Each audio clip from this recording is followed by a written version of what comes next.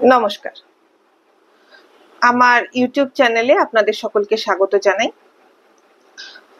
আগের দিন ধানতেরাস সম্পর্কে একটা ভিডিও আমি বানাচ্ছিলাম এবং সেখানে আমি ধন্বন্তরী ত্রয়োদশী যাকে বলে তার যত রকম পৌরাণিক অনুষঙ্গ আছে সব বিশদে আলোচনা করেছি এবং সেই প্রসঙ্গে যে প্রশ্নটা সাধারণত ভূত চতুর্দশী সম্পর্কে থাকে, যে 14 শাক খাওয়া, সেই 14 শাকের আলোচনাটাও আমরা আগের দিন করে ফেলেছি ধন্বন্তরীর মাহাত্ম্য বলতে গিয়ে। কাজেই প্রেত চতুর্দশী সম্পর্কে খুব দীর্ঘ আলোচনার কিছু নেই, কিন্তু তাও পুরাণে প্রেত চতুর্দশীর যে মাহাত্ম্য সেটা সম্পর্কে আজকে কিছু বলি। প্রেত চতুর্দশী আসলে আমি তো আগের দিনে কার্তিক মাস সম্পর্কে যেটুকু বলছিলাম আপনাদের, যে গোটা কার্তিক মাসেই ভগবান বিষ্ণুর নামে, দেবী লক্ষ্মীর নামে এবং আমাদের পূর্বপুরুষদের নামে নানান রকম ব্রত পালন করার নিয়ম আছে আমাদের, এবং সেই নিয়মটা কিন্তু স্কন্দ পুরাণের মতন অর্বাচীন পুরাণের কাল থেকে নয়, সেই নিয়মটা একেবারে মহাভারতের কাল থেকে আছে। আমি আগের দিনই আপনাদের বলছিলাম যে এই সময় আমাদের পুরাকালের বড় বড় রাজা মহারাজারা তারা ব্রত পালন করতেন, তারা কৃচ্ছ সাধন করতেন, তারা উপবাস, দান ধ্যান করতেন, মদ্য মাংস ত্যাগ করতেন এবং আরো অনেক কিছু করতেন যাতে দেবতা প্রসন্ন থাকেন, পূর্বপুরুষরা প্রসন্ন থাকে এবং তাতে রাজ্যের এবং রাজবংশের সামগ্রিক শ্রীবৃদ্ধি হয়। তো কার্তিক মাসের ত্রয়োদশী যেমন যম ত্রয়োদশী নামে চিহ্নিত, তেমনি এই পরের দিনের যে তিথিটা সেটাকেও নরক চতুর্দশী বলে, আবার প্রেত চতুর্দশীও বলে। এবার এই নরক চতুর্দশী বললে উত্তর ভারতের প্রচলিত গল্প হলো যে কৃষ্ণ সেই দিন নরকাসুরকে বধ করেছিলেন এবং করে নরকাসুর যে দেবলোক থেকে পারিজাত বৃক্ষ, দেবমাতা অদিতির কুণ্ডল ইত্যাদি সব হরণ করে এনেছিলেন, সেগুলো সব ইন্দ্রকে ফিরিয়ে দিয়ে এসেছিলেন এবং খুব স্বাভাবিক নরকাসুর বধের পর যেটা কৃষ্ণ করেছিলেন, খুব বিখ্যাত একটা কাজ, সেটা হচ্ছে 16,000 কন্যা, নরকাসুরের প্রাসাদে বন্দী 16,000 কন্যাকে তিনি বিবাহ করেছিলেন।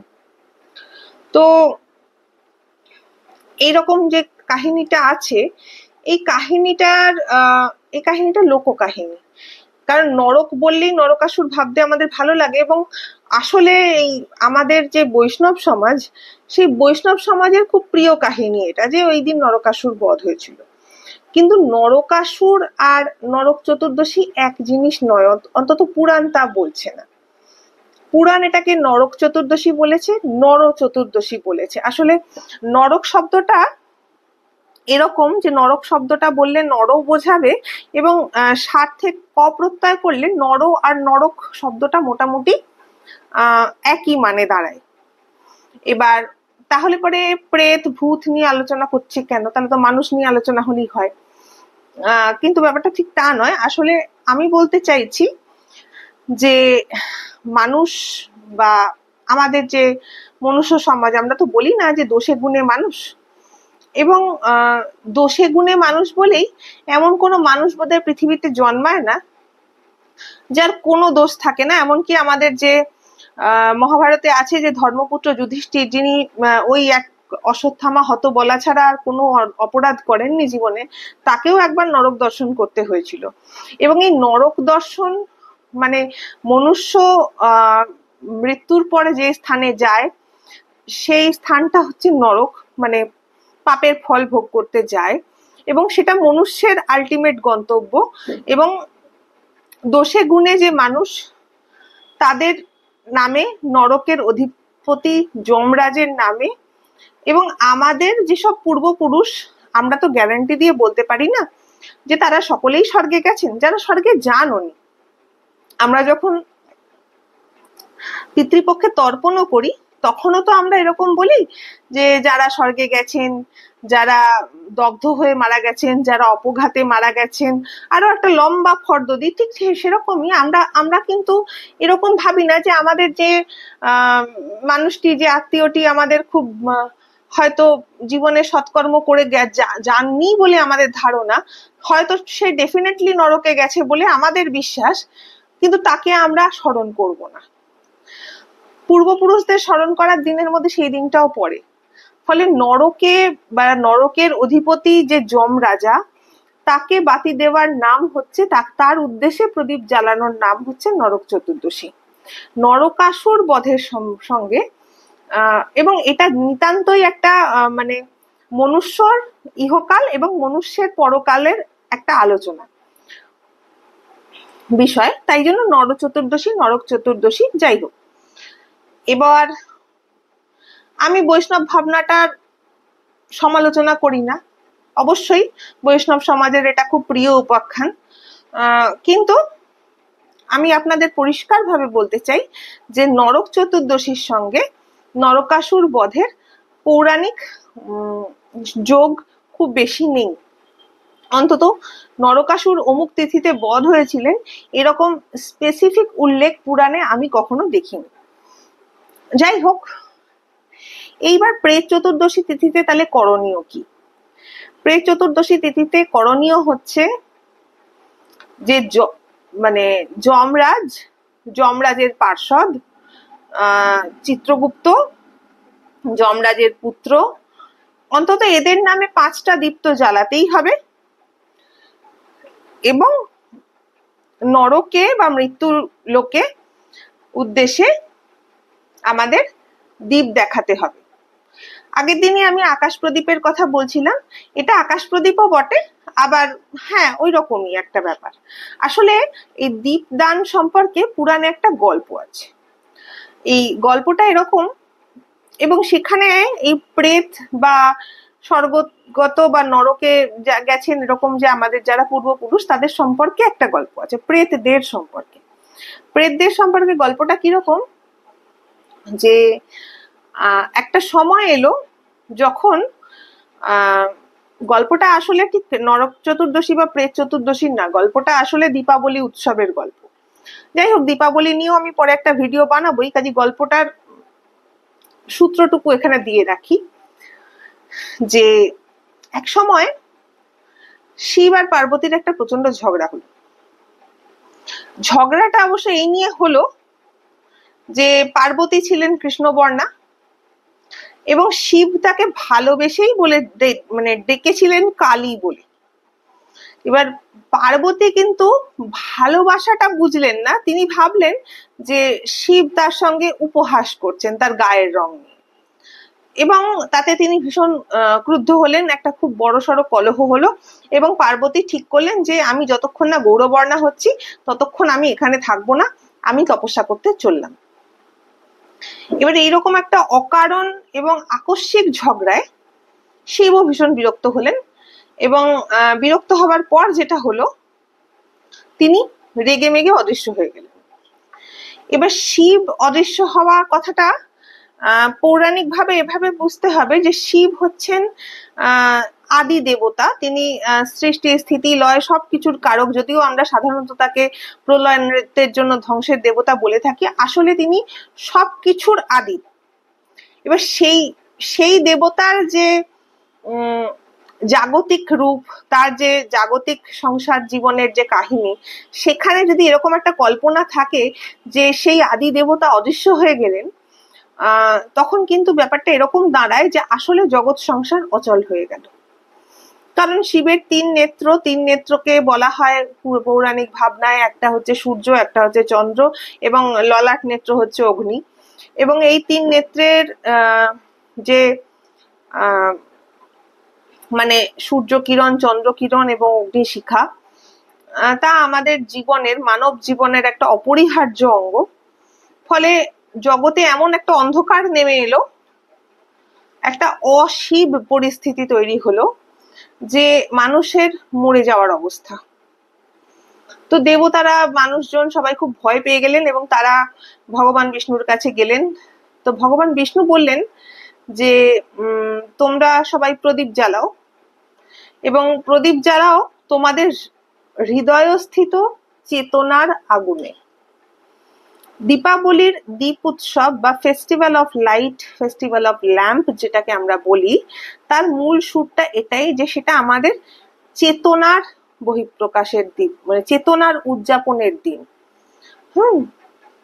এবং সেই চৈতন্য অগ্নি থেকে যে দীপ জ্বললো, তাতে আবার জগৎ সংসার আলোকিত হলো, দেবলোক আলোকিত হলো, মনুষ্যলোক আলোকিত হলো, অসুররা সেইভাবে দীপ জ্বালাতে শিখলেন, তাদের পাতাল লোক আলোকিত হলো। কিন্তু আলো জ্বললো না প্রেত লোকে। কারণ প্রেত যারা হন, যাদের মৃত্যু হয়ে গেছে, বা যারা নরকে অত্যাচার ভোগ করছেন, বা যারা সদ্য প্রয়াত হয়েছেন, তারা তো বায়ুভূত একটা অবস্থায় থাকেন বলে আমরা কল্পনা করি, তারা প্রেত হয়ে যান। তাদের পক্ষে আর মানে যাকে বলে আগুন জ্বালানো, চেতনার অগ্নি তৈরি করা, এটা তাদের পক্ষে সম্ভব হলো না। পুরাণে এই গল্প আছে। তখন ভগবান বিষ্ণু এবং দেবতারা মিলে ঠিক করলেন যে প্রেত লোককে আলো দেখানোর দায়িত্বটা মানুষকেই নিতে হবে। মানে মানুষ তার পূর্বপুরুষদের জন্য, তার প্রয়াত আত্মীয় স্বজনদের জন্য প্রেত লোককে আলো দেখাবে।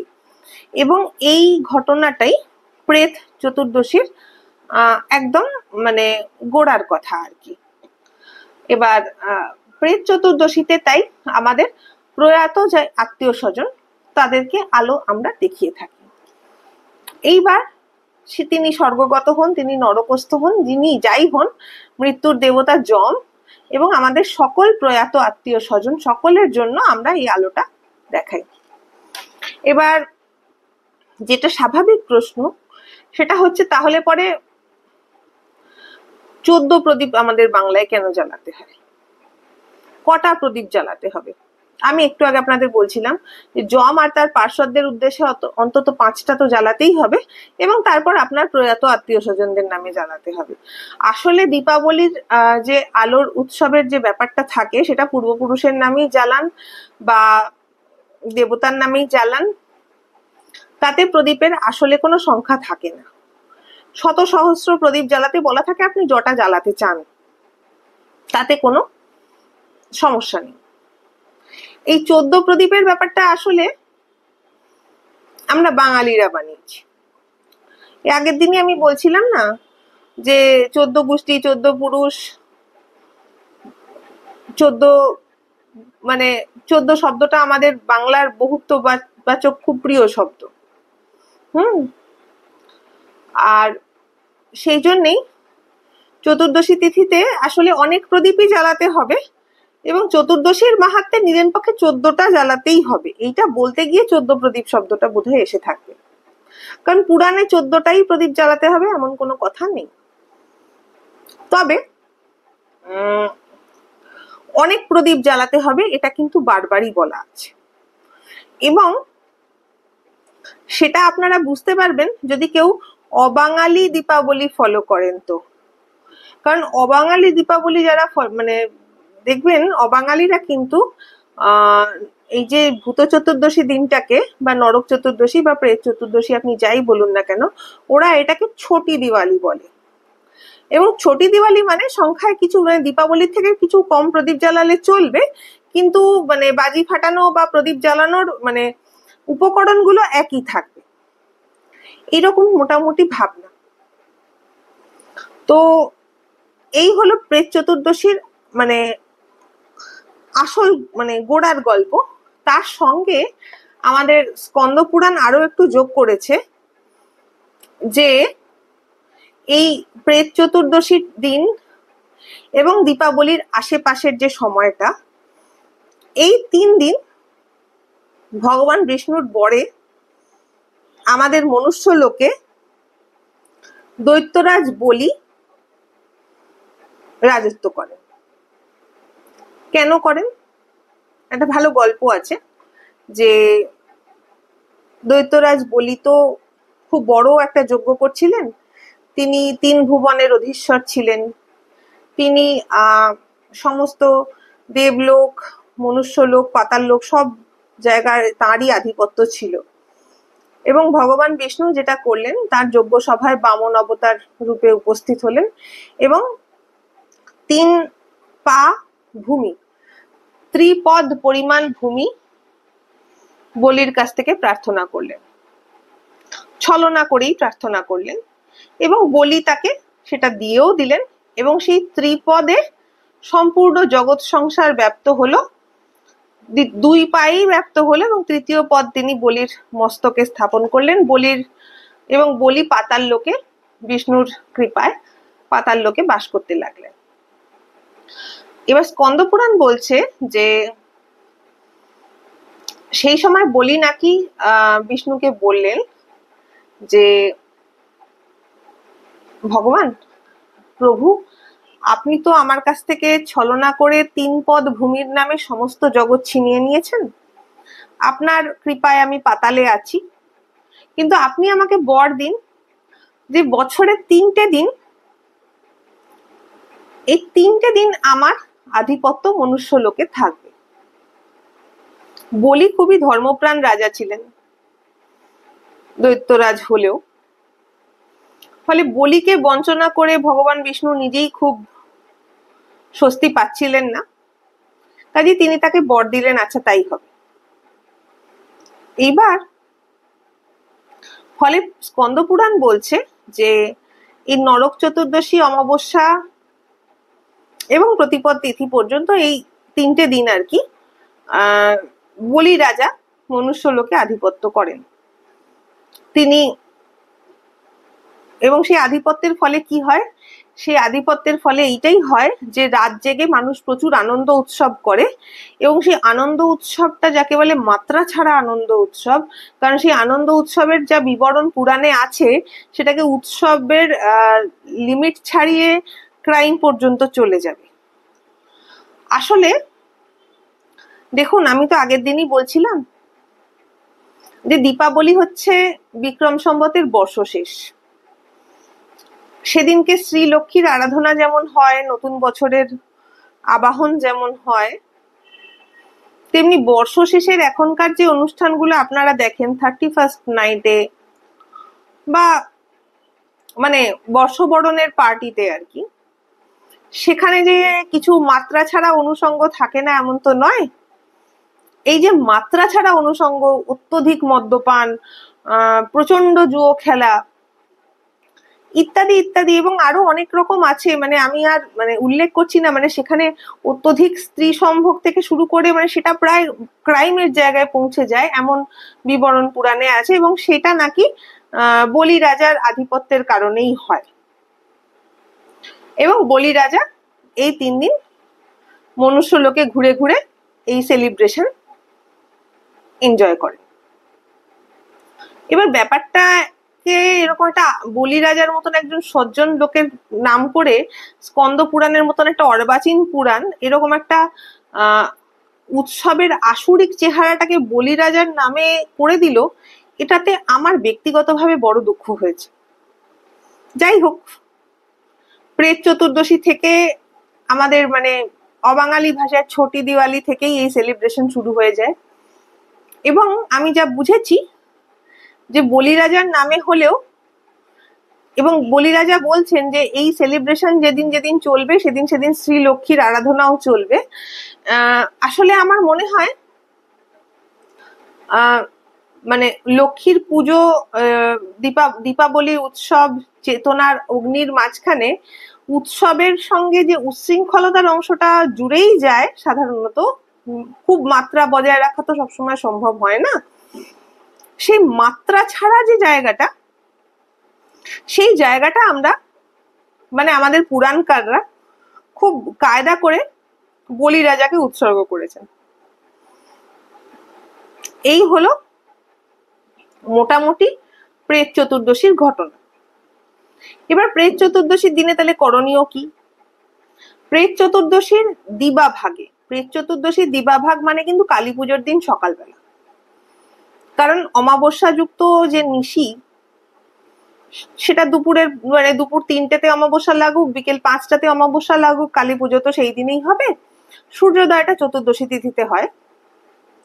তো সেই দিনে তেল মেখে স্নান করতে হবে।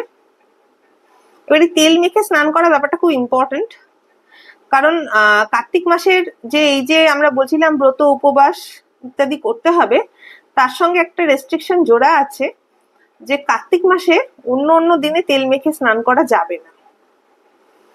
কার্তিক মাসের অন্য অন্য দিনে তেল মেখে স্নান করা যাবে না, শুধুমাত্র কার্তিক মাসের প্রথম দিনে, এই নরক চতুর্দশীর দিনে, দীপাবলির দিনে এবং তারপরের দু একটা দিনে ছাড়া।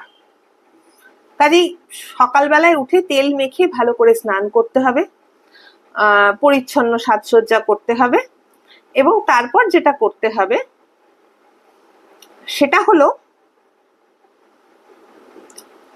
ঘটনা হচ্ছে যে 14 শাক আমরা বাঙালি বৈদ্যের ভাবনা থেকে ধনতেরাসের সঙ্গে আলোচনা করলাম ঠিকই, কিন্তু প্রেত চতুর্দশীর দিনে একটা শাক খাওয়ার কথা কিন্তু পুরাণে আছে এবং সেটা কিন্তু 14টা শাক না, সেটা একটাই শাক এবং খেতে হবে কখন? আসলে কালী পুজোর দিন সকালবেলা। এবং এই শাকটা কি শাক? এই শাকটা হচ্ছে মাসকলাইয়ের শাক। চতুর্দশী তিথিযুক্ত অমাবস্যা, মানে সকালে চতুর্দশী সূর্যোদয়ের পর সন্ধেবেলায় যখন অমাবস্যা লাগবে সেই যে দিনটা, মানে কালী পুজোর দিন সকালবেলা আপনারা যারা আহার করবেন যখন, তখন মাসকলাইয়ের শাক খেতে হবে। মাসকলাইয়ের শাক আমি কোনোদিন খাইনি, কিন্তু আমি যখন এইটা পুরাণে পড়লাম তখন আমি খুঁজে দেখলাম মাসকলাইয়ের শাক তার মানে পুষ্টিগত উপকারিতা কি, এবং খুঁজে যা বুঝলাম যে এটা একটা ভীষণ ভিটামিন এবং অন্যান্য ভেষজ গুণ সমৃদ্ধ একটা শাক। এবং প্রেত চতুর্দশীর দিনে বলা হচ্ছে এই শাকটা যদি মানুষ খায় তাহলে পরে তার সমস্ত পাপ থেকে মুক্তি হবে, তাকে কখনো নরকে যেতে হবে না। আমাদের স্মার্ত বিধানে অবশ্য নরকে যাতে যেতে না হয় তার জন্য প্রেত চতুর্দশী পালনেরও একটা ব্যাপার আছে। তো যাই হোক, সেই নরকে না যাওয়ার জন্যই হোক আর যাই হোক, আসলে ওই অপমৃত্যুর হাত থেকে বাঁচার জন্য, যেটা ধনতেরাসের দিন, যমত্রয়োদশীর দিনেরও যেটা ভাবনা যে আমাদের প্রচন্ড ভালো স্বাস্থ্যকর খাবার দাবার খেতে হবে, তার মধ্যে প্রেত চতুর্দশীর দিন আমাদের মাসকলাইয়ের শাক খাবার একটা বিধান পুরাণ দিচ্ছে এবং সেই দিনটাকে বলি রাজার নামে এবং পরলোকে যমরাজের নামে উৎসর্গ করা হচ্ছে। এই হলো মোটামুটি প্রেত চতুর্দশীর বিধিবিধান পুরাণ অনুসারে। আপনারা আমাকে সম্ভব হলে জানাবেন আপনাদের কেমন লাগছে, কমেন্টে জানাবেন, এবং আপনাদের যদি কোনো প্রশ্ন থাকে সেটাও আমাকে সম্ভব হলে জানাবেন, আমি সাধ্যমতো উত্তর দেওয়ার চেষ্টা করব। এবং অবশ্যই ধনতেরাস এবং প্রেত চতুর্দশী নিয়ে যখন ভিডিও বানিয়েছি তখন খুব স্বাভাবিকভাবেই আমি দীপাবলি নিয়েও আরেকটা ভিডিও বানাবো। আপনারা ভালো থাকবেন, দীপাবলি সুষ্ঠুভাবে পালন করবেন, এনজয় করবেন এবং আমার ইউটিউব চ্যানেলের সঙ্গে থাকবেন। অনেক ধন্যবাদ, নমস্কার।